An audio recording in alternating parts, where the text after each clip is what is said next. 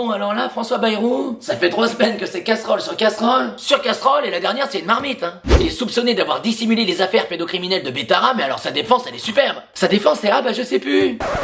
Mais non François, tu ne sais plus où t'as rangé tes clés, tu sais plus s'il reste du lait demi-écrémé dans le frigo, mais y a pas de je sais plus quand on parle d'agression sexuelle sur des enfants. Putain! Allô François? Il y a eu 117 plaintes, des accusés de réception que t'as signé, ta femme bossait dans l'établissement, ton gosse y était en tant qu'élève, tout le monde était au courant de tout.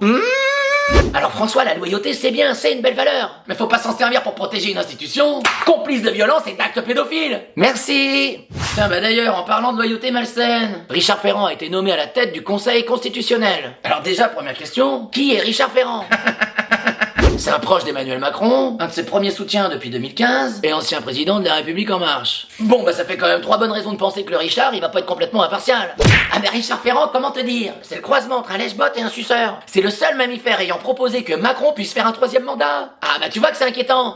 Merde! Et alors Richard Ferrand, il est connu pour quoi lui déjà? Ah oui, c'est pas mal, écoute ça. Alors Richard Ferrand, lui, il a profité de ses fonctions de directeur des mutuelles pour que sa femme puisse gagner du pognon dans une transaction immobilière. En français, ça s'appelle une prise illégale d'intérêt. Un gars bien.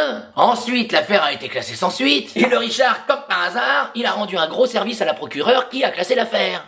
Ah non, je dis pas que Richard il manque d'intégrité. Je dis juste qu'il renvoie mieux les ascenseurs qu'un commercial de chez Otis.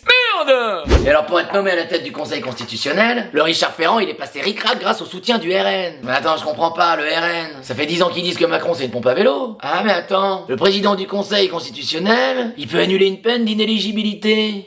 Comme celle qui pend au nez de Marine Le Pen, dis donc. Ça fait beaucoup de hasard, hein. Et bah Marine, j'espère que pour toi l'ascenseur il va pas te tomber en panne. Sinon t'auras appuyé sur tous les boutons pour rien.